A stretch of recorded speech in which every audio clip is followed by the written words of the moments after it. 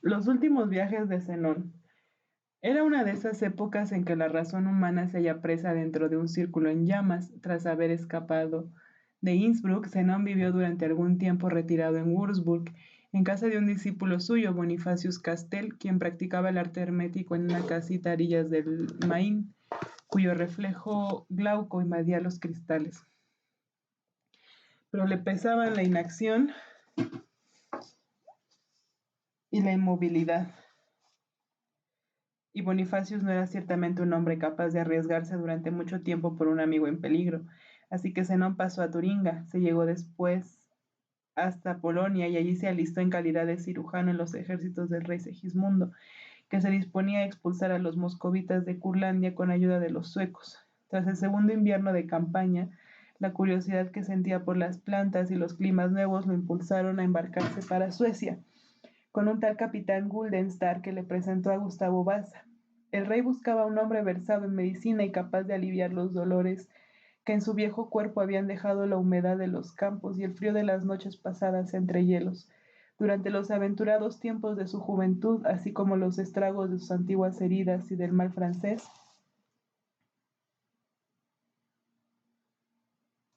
Zenón obtuvo sus favores componiendo una poción reconstituyente para el monarca.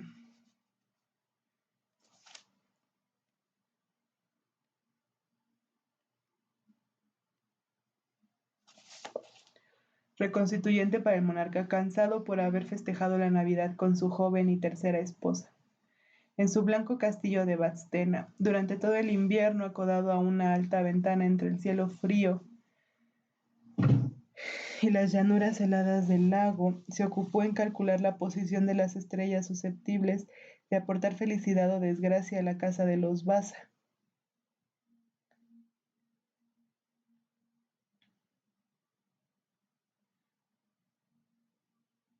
Ayudado en esta tarea por el joven príncipe Eric, que sentía por estas peligrosas ciencias un apetito enfermizo. En vano le recordaba a Zenón que los astros influyen en nuestros destinos, pero no los deciden y que tan fuerte pero no los deciden y qué tan fuerte, tan misterioso como ellos, regulando nuestra vida, obedeciendo a unas leyes más complicadas que las nuestras, es ese astro rojo que palpita en la noche del cuerpo, suspendido en su jaula de huesos y de carne.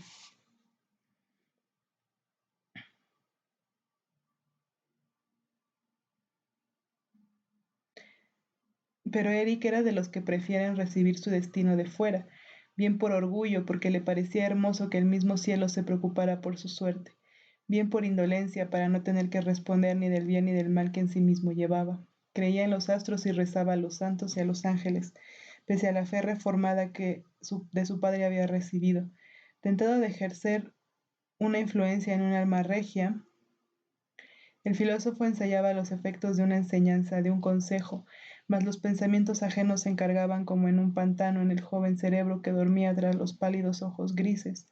Cuando el frío era excesivo, el alumno y el filósofo se acercaban a la abundante lumbre cautiva bajo la campana de la chimenea, y Zenón se sentía fascinado, como siempre, de que aquel calor benéfico, aquel demonio domesticado que calentaba dócilmente una jarra de cerveza, colocada sobre las cenizas, fuera el mismo Dios encendido que por el cielo circula.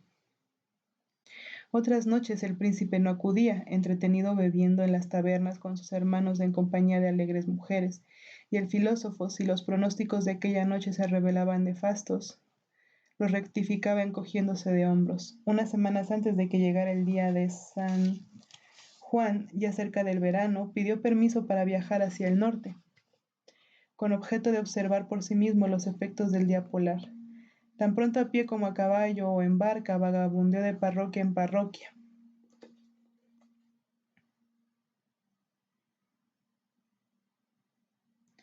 entendiéndose gracias al latín de iglesia, que aún sobrevivía en algunos pastores protestantes, recogiendo en ocasiones eficaces recetas de los curanderos de pueblo que conocen las virtudes de las plantas, y de los musgos del bosque o de los nómadas que curan a sus enfermos con baños, fumigaciones e interpretando los sueños.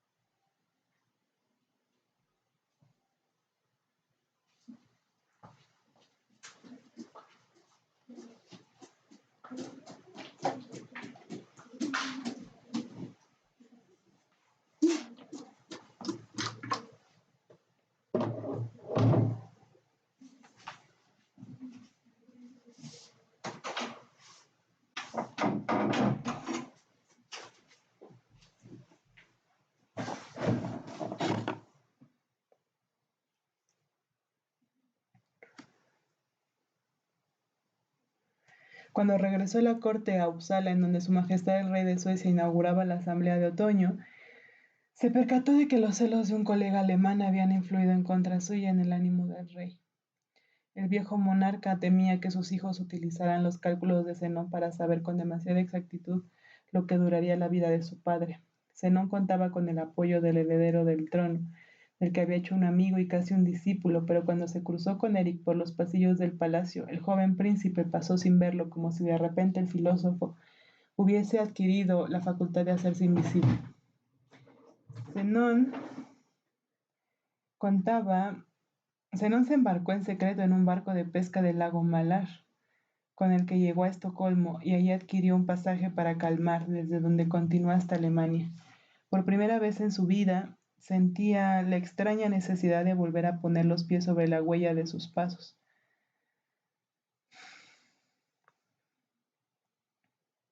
Como si su existencia se moviese a lo largo de una órbita preestablecida, a la manera de las estrellas errantes. Lübeck, en donde ejerció con gran éxito, lo retuvo apenas unos meses. Sentía deseos de que se imprimieran en Francia sus proteorías, en las que había trabajado de manera intermitente durante toda su vida. No le preocupaba exponer en ellas una doctrina, sino restablecer una nomenclatura de las opiniones humanas, indicando sus casualidades, sus coincidencias y sus secretas tangentes o latentes relaciones. En Lovaina, en donde hizo un alto en el camino, nadie lo reconoció bajo el nombre de Sebastián Zeus que se había puesto. Como los átomos de un cuerpo que sin cesar se renueva, pero conserva hasta el fin los mismos lineamientos y las mismas verrugas. Los profesores y los estudiantes habían cambiado más de una vez, pero lo que él oyó al aventurarse en un aula no le pareció muy diferente de lo que había escuchado antaño con impaciencia, o al contrario, con embeleso. Ni siquiera se tomó la molestia de visitar una fábrica recientemente instalada en los alrededores de Audenarde, en la que funcionaban, para entera satisfacción de los interesados, unas máquinas muy parecidas a las que él había construido en su juventud con ayuda de Colasguil. Pero escuchó con curiosidad la descripción detallada que de ellas le hizo un algebrista de la facultad. Aquel profesor, que excepcionalmente no desdeñaba los problemas prácticos, invitó a comer al sabio extranjero y lo retuvo toda la noche en su casa. Al llegar a París, Ruggieri, a quien Zenón en otro tiempo había visto en Bolonia, lo recibió con los brazos abiertos. El factotum de la reina Catherine buscaba un ayudante leal,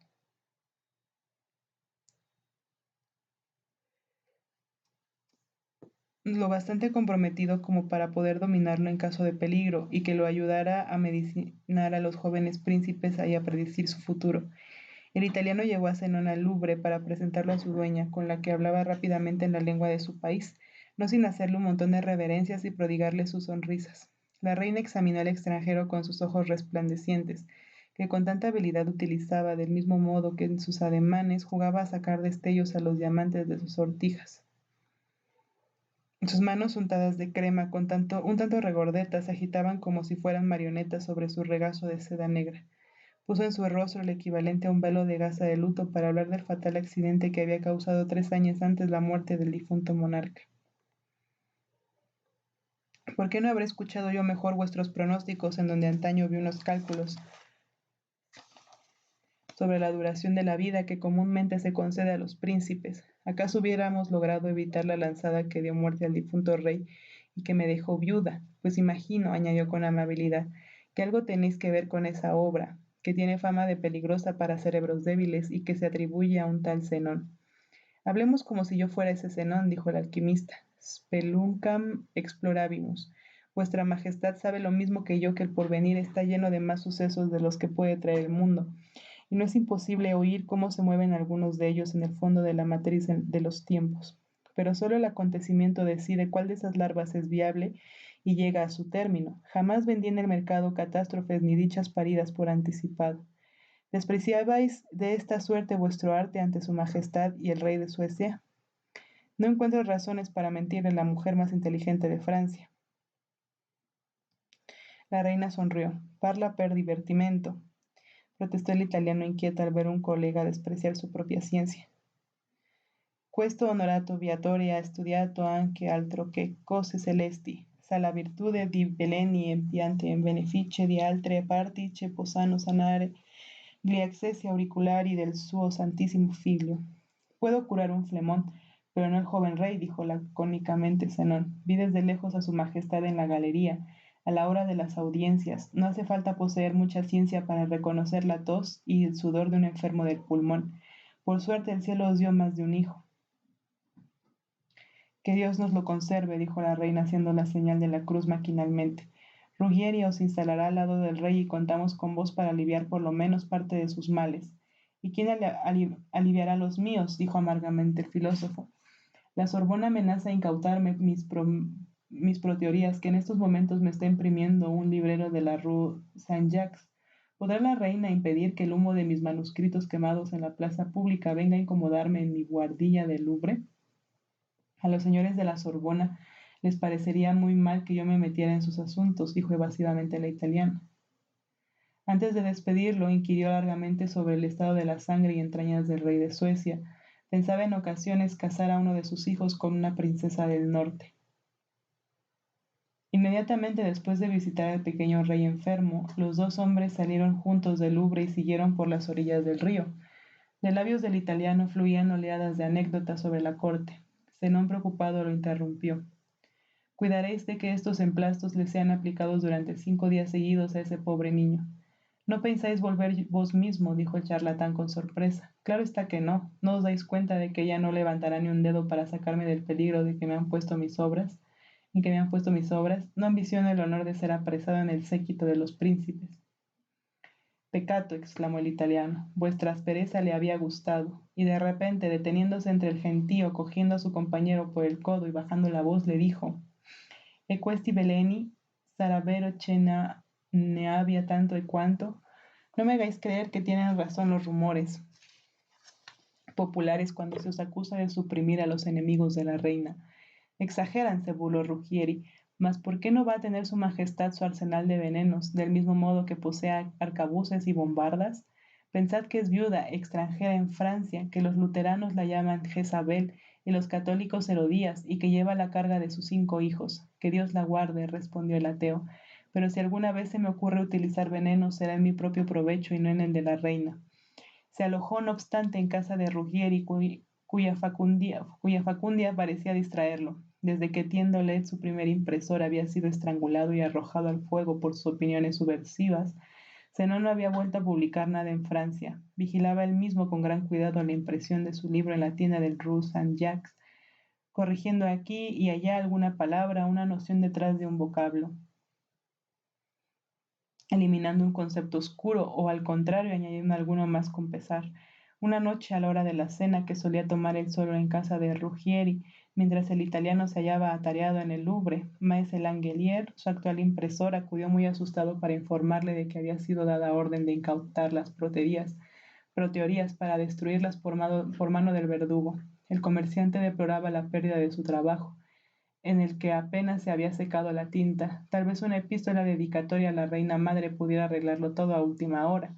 Zenón pasó toda la noche escribiéndola, corrigiendo, volviendo a escribir y tachando de nuevo. Al llegar la madrugada se levantó de la silla, se desperezó, bostezó y arrojó las hojas que había escrito al fuego, así como la pluma que había utilizado. No le costó mucho reunir algo de ropa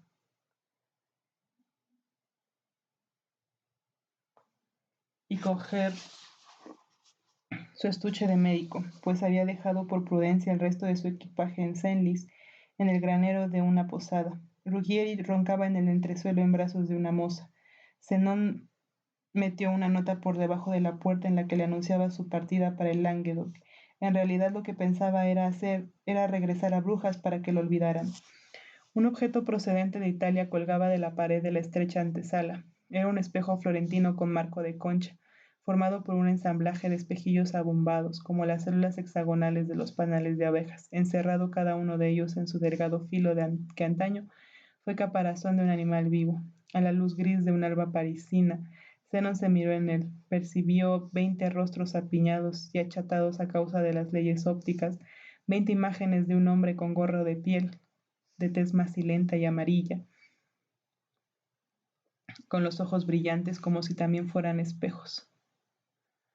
Este hombre que huía encerrado en un mundo muy suyo, separado de sus semejantes que huían también en mundos paralelos, le recordó la hipótesis del griego Demócrito, una serie infinita de universos idénticos en donde viven y mueren una serie de filósofos prisioneros.